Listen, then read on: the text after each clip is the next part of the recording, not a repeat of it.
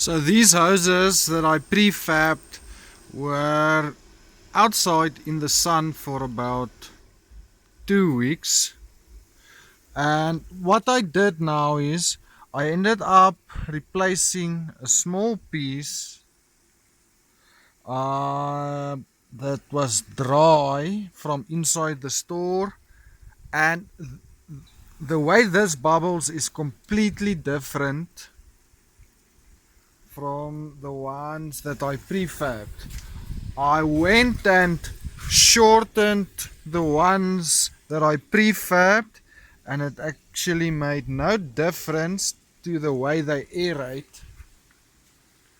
So what I'm doing now is I'm doing a test where I'm running one half of the shortened air hose outside of the water, just with the air running through, to see what happens if I dry it up. And then this one I'm running it inside the water with the air just blowing through, to see if the air running through the hoses would make a difference in the texture and the porosity of the hose. And then after it's dried up, I'm going to plug them back in, and then we will see how they aerate, if there's any change.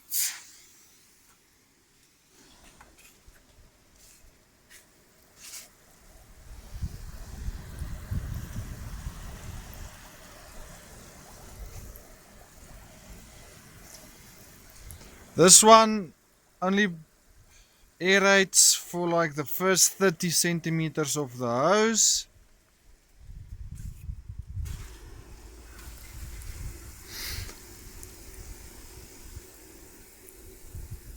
This one aerates as if there's no issue, even with the two open-ended air hoses that side. So there's a lot less pressure even than with them plugged in. So